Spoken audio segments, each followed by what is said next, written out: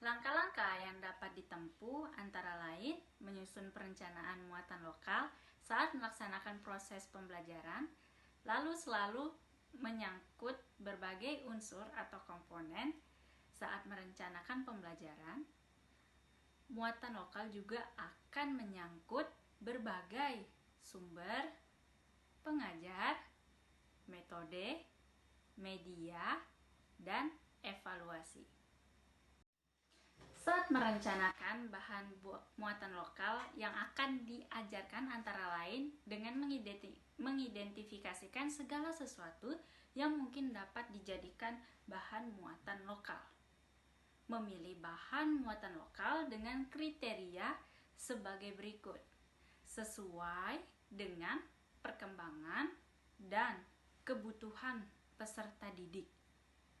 Juga tidak bertentangan dengan Pancasila dan aturan adat yang berlaku. Yang kedua, kurikulum muatan lokal SD. Implementasi atau pelaksanaan kurikulum muatan lokal merupakan integral dari struktur kurikulum. Muatan lokal ini diberikan mulai kelas 1 sampai dengan kelas 4 dengan pengaturan waktu dan mata pelajaran yang ditentukan.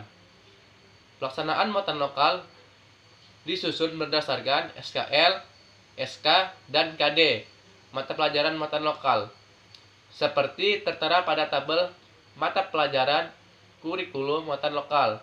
Muatan PLH pada kelas 1 sampai kelas 3 ditekankan pada praktik dan pengamatan langsung.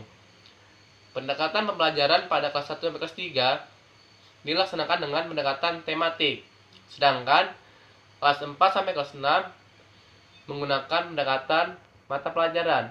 Alokasi waktu 1 jam pembelajaran adalah 35 menit.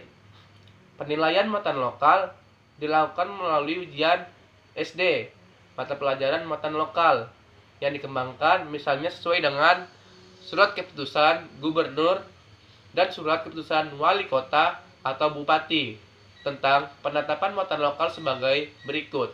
Bahasa daerah sebagai upaya mempertahankan nilai budaya masyarakat setempat dalam wujud komunikasi dan apresiasi sastra. Dan ini diberikan pada kelas 3 sampai kelas 6. Wajib diikuti oleh setiap siswa. Selanjutnya yaitu pembinaan dan pengembangan muatan lokal, yang dimana pembinaan perlu ditangani oleh tenaga-tenaga yang profesional dan dilakukan secara kontinu.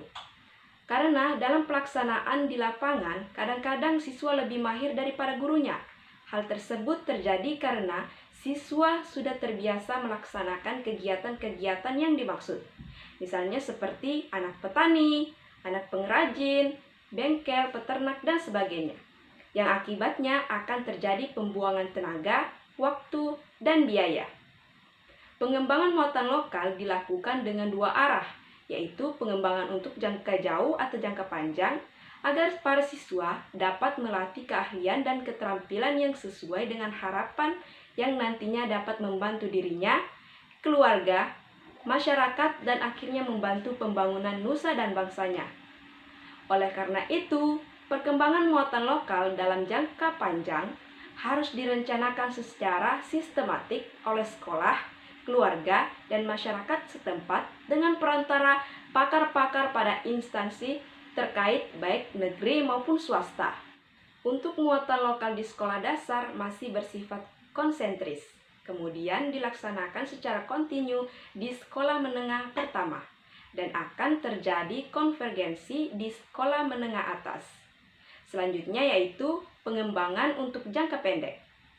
Pengembangan muatan lokal dalam jangka pendek dapat dilakukan oleh sekolah setempat dengan cara menyusun kurikulum muatan lokal, kemudian menyusun indikatornya, dan direvisi setiap saat. Dalam pengembangan selanjutnya, ada 2 hal yang perlu diperhatikan, yaitu perluasan muatan lokal dasarnya adalah bahan muatan lokal yang ada di daerah itu, yang terdiri dari berbagai jenis muatan lokal, misalnya seperti pertanian.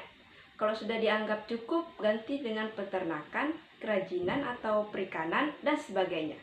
Kemudian, siswa cukup diberi dasar-dasarnya saja dari berbagai muatan lokal, sedang pendalamannya dilaksanakan pada periode berikutnya. Pendalaman muatan lokal dasarnya adalah bahan muatan lokal yang sudah ada, kemudian diperdalam sampai mendalam. Misalnya masalah pertanian yang dibicarakan dan dilaksanakan mengenai bagaimana cara memupuk, memelihara, mengembangkan, pemasarannya, dan sebagainya. Oleh karena itu, pelajaran ini diberikan pada siswa yang telah dewasa. Kemudian, berhasil atau tidaknya pengembangan di sekolah tergantung pada kekreatifan. Saya akan menjelaskan prinsip pengembangan dan pelaksanaan pembelajaran muatan lokal. Menurut M. Joko Susilo, mengutip pernyataan dari Omar Hamali dari buku Kurikulum Tingkat Satuan Pendidikan, yang membagi prinsip pengembangan kurikulum menjadi 8 macam. Yang pertama ada prinsip berorientasi pada tujuan. Artinya, pengembangan kurikulum diarahkan untuk mencapai tujuan tertentu. Yang kedua ada prinsip relevan. Artinya adalah kesesuaian. Nah, jadi dalam kurikulum muatan lokal ini yang harus dikembangkan adalah kebutuhan dan keadaan masyarakat, siswa, serta resensi pengembangan ilmu teknologi. Yang ketiga ada prinsip efisiensi dan aktivitas. Artinya dalam kurikulum ini harus efisien dalam pendayagunaan dana, waktu, tenaga agar mendapatkan hasil yang optimal. Yang keempat ada prinsip fleksibel. Artinya dalam kurikulum ini hendaknya materi yang dikembangkan adalah yang dapat menyesuaikan dengan keadaan dan kondisi lingkungan sekitar. 5 yaitu prinsip kontinuitas. Artinya, kurikulum muatan lokal ini memiliki hubungan fungsional yang bermakna sesuai dengan struktur dan jenjang pendidikan. Yang keenam yaitu prinsip keseimbangan.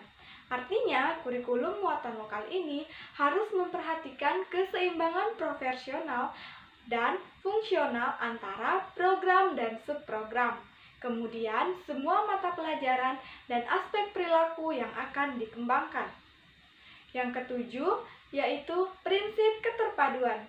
Artinya, dari proses perencanaan harus terpadu dalam menyelesaikan berbagai masalah, dan proses pelaksanaannya juga harus melibatkan semua pihak, baik lingkungan sekolah maupun masyarakat sekitar.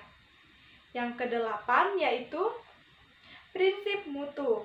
Artinya, dalam pengembangan kurikulum muatan lokal, ini harus berorientasi pada pendidikan, serta pelaksanaan kegiatan belajar mengajarnya juga menggunakan peralatan atau media yang bermutu. Kemudian, pengembangan kurikulum muatan lokal ini dapat dikembangkan tanpa mengabaikan potensi, bakat, kemampuan, dan minat siswa. Di samping itu juga tetap mengembangkan tujuan kurikulum muatan lokal pada umumnya.